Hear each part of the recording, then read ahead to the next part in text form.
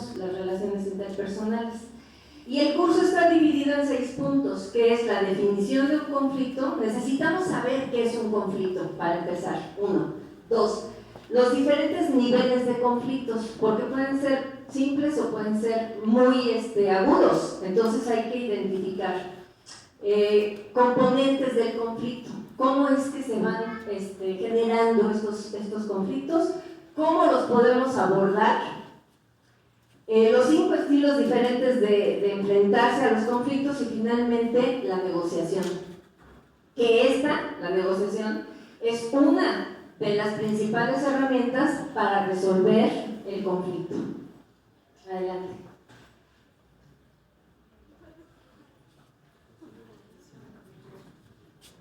Siguiente.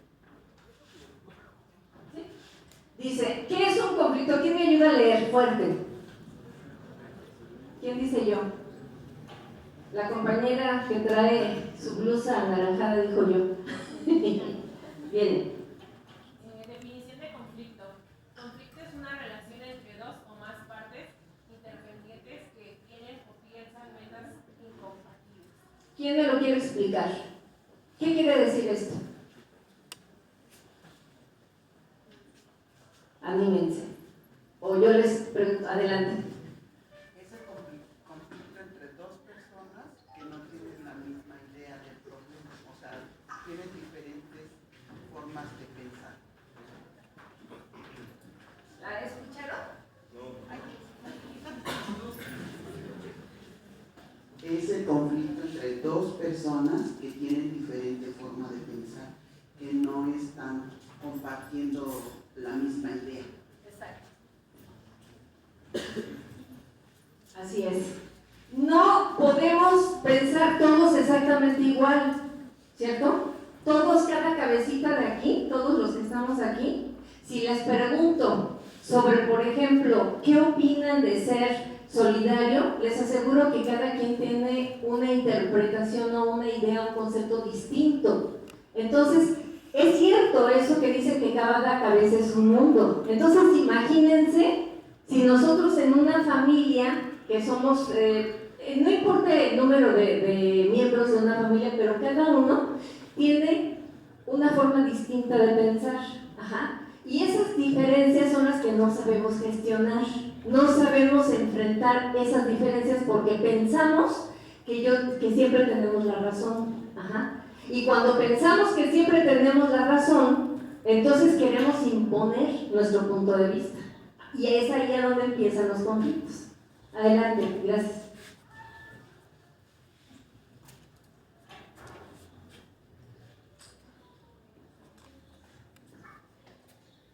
Involucra 2 elementos fundamentales: el comportamiento, que es la forma de relacionarse, y las metas, que son lo que se desea alcanzar. Esto nos quiere decir que todo empieza en nuestro comportamiento, en la manera como nos conducimos. Ajá. Podemos ser dulces, podemos ser amables, pero podemos no ser tan dulces y tan amables. Ajá. Y entonces ahí, en ese momento, en la conducta, es cuando empezamos a tener problemas. Y fíjense que esto es bien interesante porque por ahí dicen que la mayor parte de los conflictos surgen porque no nos conocemos. Ajá. Y realmente no nos conocemos. Los problemas podrían solucionarse en el momento en que empezamos a conocernos a nosotros mismos. Pero si yo les preguntara en este momento, porque hay un dicho muy común que dice, ¿lo conozco o la conozco como la palma de mi mano? Ajá. Entonces yo les pregunto, ¿conocen realmente la palma de su mano? A ver, volteen a ver la palma de su mano. La tienen todos los días, se lavan la mano todos los días, ¿no?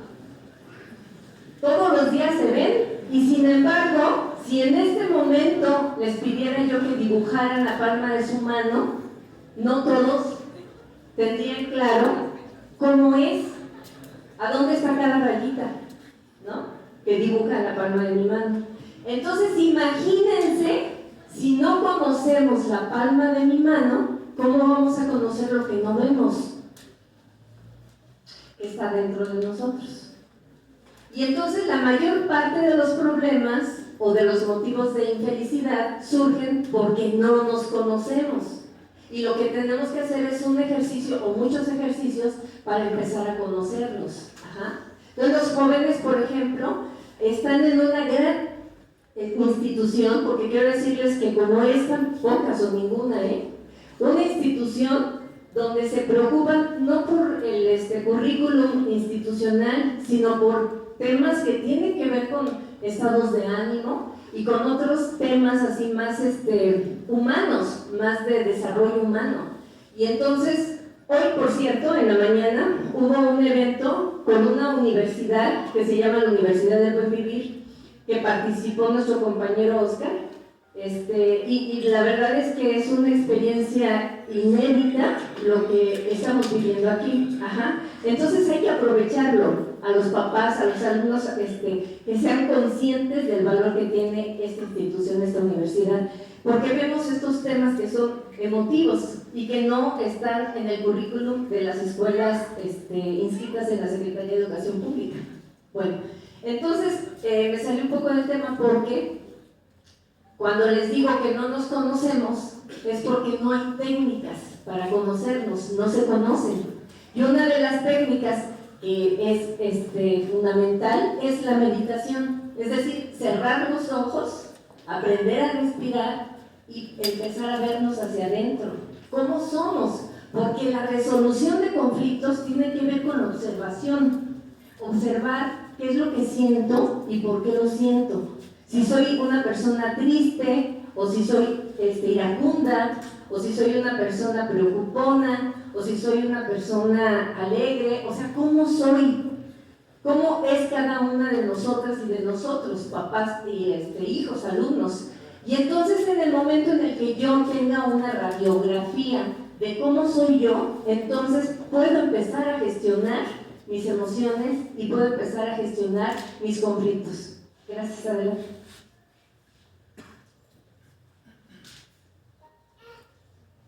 ¿Se alcanza a ver?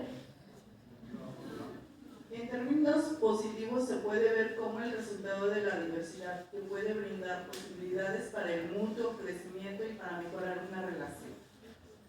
Porque de lo que se trata es que en casa tengamos un ambiente de armonía, que en casa podamos saber resolver conflictos. Ajá. ¿Por qué? Porque la familia es el núcleo principal de la sociedad.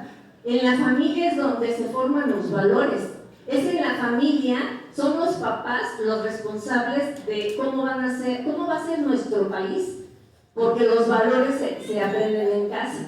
Adelante, por favor. Y entonces hay que aprender a relacionarnos con armonía. Ahora, decíamos hace un momento que los conflictos son una oportunidad para crecer. Y esa oportunidad dice redefinir y clarificar relaciones para buscar nuevas soluciones y alternativas, aclarar puntos de vista y posiciones, sacar a la superficie problemas que no se han expresado, producir mejores ideas, impulso a la creatividad y a las relaciones para el mutuo enriquecimiento. Muchas veces, como papás, como mamás o como alumnos, como hijos, nos guardamos cosas que no queremos que salgan y que exploten, ¿no es cierto? ¿Cuántos de ustedes no se han tenido que callar para evitar un conflicto? Levanten la mano.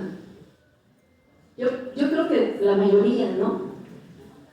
Nos limitamos y nos reprimimos porque no sabemos decir las cosas, porque no sabemos plantear las cosas. Y es un tema de comunicación no violenta. Es un aprender a decir las cosas sin dañar a la gente que está a nuestro alrededor. Entonces, quiero que diferenciemos entre lo que es un conflicto y lo que es un problema.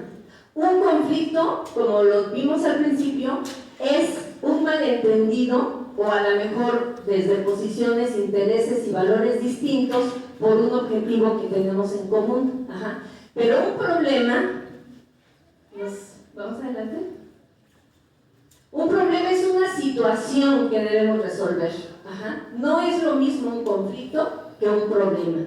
Un problema, en cambio, se refiere a una situación difícil que debe ser resuelta. como puse ese ejemplo, una fuga de agua, ese es un problema. Ahí no participa la gente, no es un tema de sujetos, pero quien tiene que resolver ese problema sí son sujetos. Entonces está vinculado el problema con el conflicto. Porque a lo mejor en casa tenemos una fuga de agua y estamos esperando a ver quién lo resuelve. Y los roles no están claros. No sabemos quién es el responsable de resolver una fuga de agua, por ejemplo.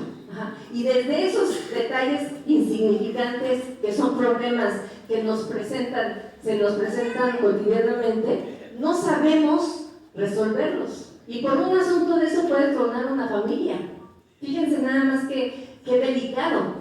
Por temas que son así insignificantes, se puede crecer la bola de nieve, así poco a poco, hasta que truena la familia. Y hay muchos divorcios, hay muchas separaciones, o no se hablan y viven en el mismo techo. Y entonces se genera un ambiente de hostilidad que siempre retribuye y afecta, sobre todo a los hijos, ¿no? Entonces, una vez que yo ya tengo claro qué es un conflicto, qué es un problema, empiezo a clarificar de qué manera podemos entrarle.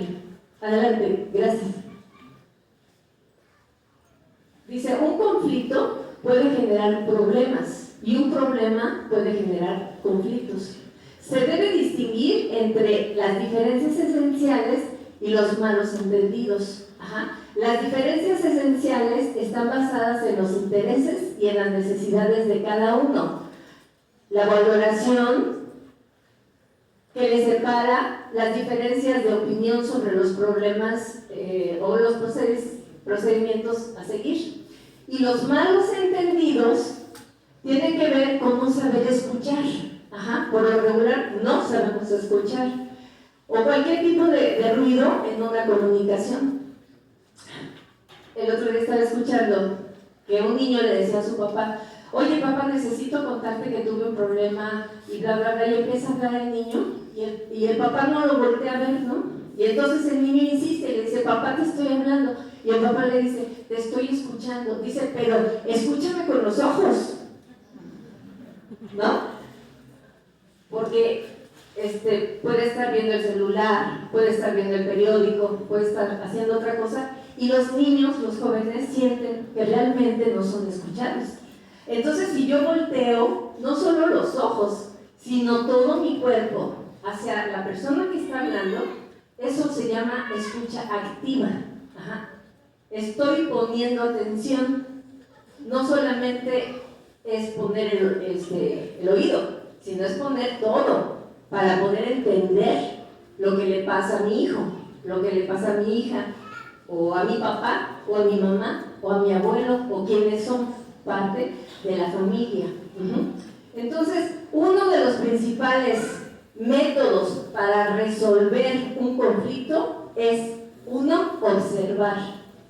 Observar qué es lo que está sucediendo, pero no voy a poder observar si no escucho. Y escuchar tiene que ver con poner atención, y tampoco ponemos atención muchas veces, y ahí es a donde empiezan los problemas, porque no sabemos escuchar. Adelante. ¿Por qué existen conflictos? ¿A qué se debe que haya conflictos en una relación familiar? Bueno, el tipo de conflictos puede ser de interés, es decir, lo que se quiere. ¿Cuál es mi interés? 2, de necesidad. No es lo que quiero, sino lo que requiero para vivir. No solamente es lo que quiero, sino qué necesito para hacer mis cosas. Otra es de posición, lo que debemos hacer. Los valores, lo que creemos hacer, y de derechos, lo que merecemos. Esos son los diferentes tipos de conflictos que se generan en una familia. Entonces, ténganlo claro, porque al momento de tener claro, yo ya voy a saber cómo lo puedo enfrentar. Si es un conflicto de interés, si es un conflicto de necesidad, si es un conflicto de posición, de valores o de derechos. Son 5 tipos de conflictos en lo que se puede resumir este tema de los conflictos. ¿Por qué es importante saber estos? Miren, yo le voy a pedir al maestro Oscar y a los compañeros de la Escuela de Padres que les hagan llegar este material para que no se distraigan tomando notas y que lo puedan consultar después. ¿Por qué es importante saber cuál es el tipo de conflictos que existen? ¿Por qué creen? ¿Quién me quiere decir? ¿Por qué es importante saberlo? Y muy importante. Adelante. Para saber cómo actuar ante cada situación. Exacto. Porque no voy a responder a un conflicto de interés con una respuesta de derecho. Ajá. Es decir, si yo tengo claro cuál es el origen de ese conflicto, entonces voy a saber cómo resolverlo. ¿Sí? ¿Cachan? Y entonces esto, que son 5, que es importante que se los aprendan y que lo tengan presente, es porque ya una vez que yo identifique el origen del conflicto, entonces lo voy a poder gestionar mejor. ¿Ok? Bueno. Puse ahí en la pirámide de Maslow, que ya ustedes lo van a ver con más claridad. No sé si se pueda oscurecer un poquito más el salón. ¿No, verdad? Así es. Bueno. Esta pirámide nos está hablando de las diferentes necesidades que tenemos los seres humanos. Ajá. Y hay otras propuestas, pero a mí me sigue pareciendo muy lógica esa pirámide, como para poder definir dentro de todos estos tipos de conflictos que tenemos, estas necesidades, que son algunas básicas que tienen que ver con necesidades fisiológicas, necesidades de seguridad, de afiliación, de reconocimiento y de autorrealización. ¿Se ve un poquito mejor? Ok. Entonces, porque todo el tipo de necesidades está vinculado con esta pirámide de Maslow. Ajá. Hay quienes dicen las 3 C, que es cositas, cuidados y no sé qué. Pero en realidad, esta presentación de la pirámide de Maslow nos hace pensar que el ser humano, para tener una vida armónica, una buena vida, un buen vivir, necesita resolver todas estas necesidades. Ajá. Las afectivas son tan importantes como comer. Ajá. El amor es tan importante como respirar. Entonces, no es que la pirámide le dé más o menor importancia a ese tipo de necesidades, todas son importantes. Y entonces esa nos podría ayudar a identificar el tipo de problema. Ajá. Adelante, gracias. Existen problemas interpersonales, que son aquellos conflictos que tengo conmigo misma, que yo sé que tengo que resolver. Que si tengo una adicción, tengo que resolver esa adicción, porque es mía, es interpersonal. Ajá. Pero hay conflictos que son intrapersonales, que significa que mi vicio le puede hacer daño a mi familia. Ajá. Ese vicio le puede hacer daño a mi familia. Y eso ya es intergrupal. Ajá, son conflictos porque no somos personas aisladas que vivimos como Robinson Crusoe.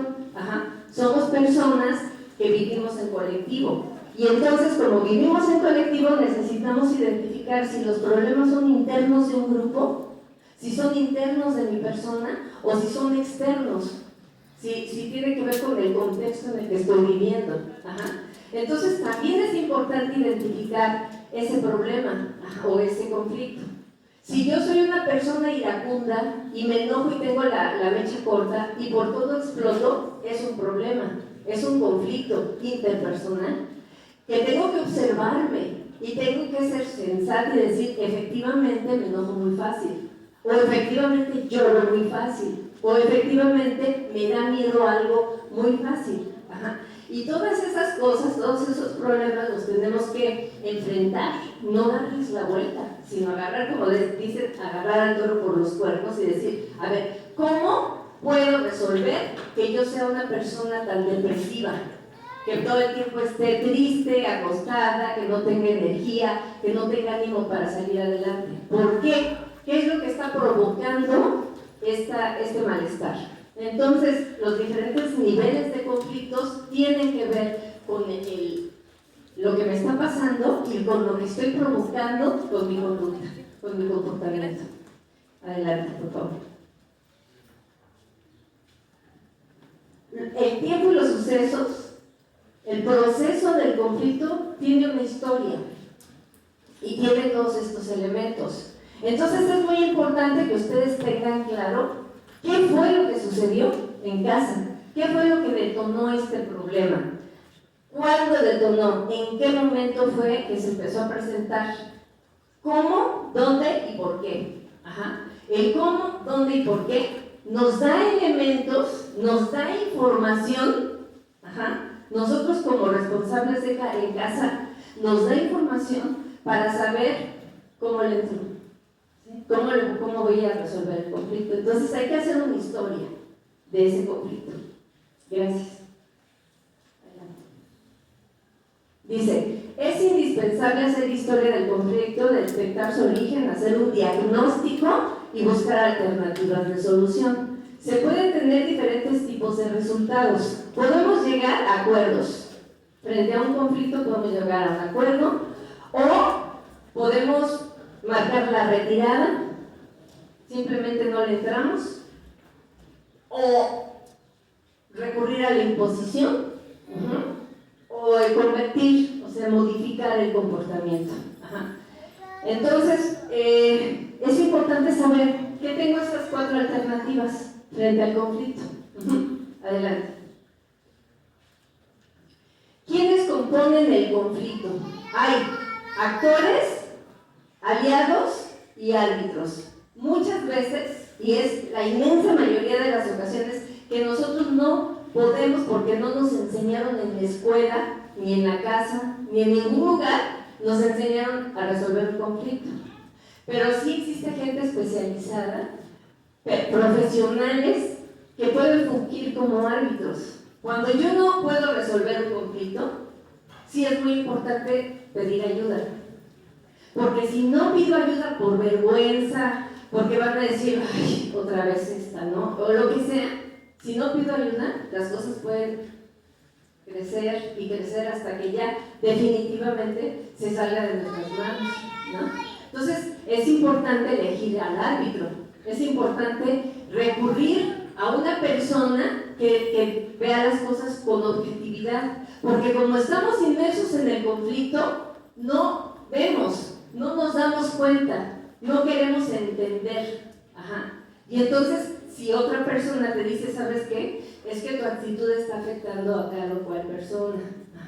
Entonces ahí, si alguien más me lo dice y no la persona involucrada, abro más los ojos y pongo más atención. Adelante. Para poder llegar a resolver un conflicto, ¿han escuchado hablar qué es la empatía? ¿Quién sabe qué es la empatía? ¿Alguien me puede explicar qué entiende por empatía? Porque es muy importante. A ver. Bueno, para mí, la empatía se construye sobre la conciencia de uno mismo. Cuando más abiertos estamos a nuestras propias emociones, más hábiles seremos para interpretar los sentimientos de los demás.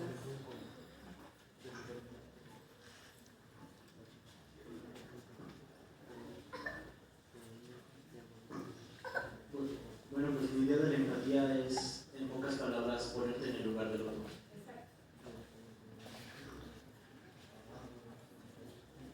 ¿Y ese ejercicio ustedes lo han hecho? ¿Quién lo ha hecho? ¿Quién se ha puesto en el lugar del otro y ha entendido una discusión? Levanten la mano con toda honestidad. Muy bien, bueno, pues ahí la llevamos, ¿no? ¿Sí? Qué bueno. Porque no es fácil ponerse en el lugar de otro. Y esa es digamos como un recurso importantísimo para resolver un conflicto. Si yo entiendo la postura de la persona con quien estoy discutiendo, si entiendo su punto de vista, es más fácil llegar a una negociación, ¿sí? Es más fácil que yo pueda, digamos, resolver, porque estoy partiendo de la compasión, pero no la compasión entendida como los cristianos lo entienden, sino la compasión como lo entienden los budistas, que es actuar para que la otra persona no se sienta mal. Porque un tipo de compasión es decir, ay, pobrecito, y ya, ¿no? Pero el comprometerte para que la otra persona esté mejor es otra cosa, ¿sí? ¿Quién me quiere platicar una experiencia de haber sido empático? Sí,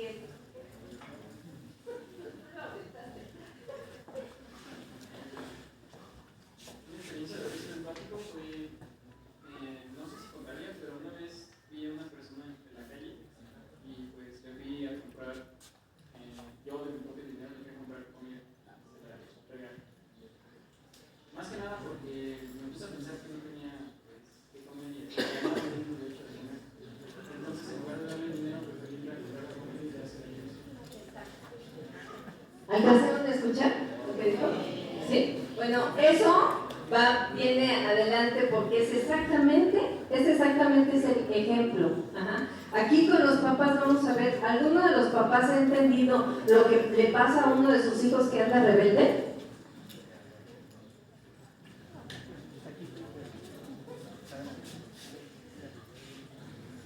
Sí. A ver, viene. Por ejemplo, yo, mi hija, ha llegado el momento que digo, sí, tienes la razón. O sea, me pongo en sus zapatos del problema que trae y le digo, bueno, entonces vamos a solucionar el problema que tienes, porque ahí yo estoy siendo empática con ella porque le estoy ayudando a que me diga y solucione su conflicto que tiene. Claro, porque es difícil, ¿verdad? Y sobre todo cuando estamos en una etapa que se le conoce como la adolescencia, es sumamente difícil. Si ellos no se pueden entender a sí mismos, los jóvenes no se pueden entender, mucho menos, ¿no? Alguien que ya pasó esa etapa. Ajá. Y entonces es muy importante que seamos empáticos. La buena noticia es que la empatía se puede cultivar, porque hay quienes no la tenemos, en el cerebro no existe esa función, está deteriorada, está obstaculizada. Y entonces si yo tengo la empatía poco desarrollada, es importante empezar a desarrollarla. Adelante.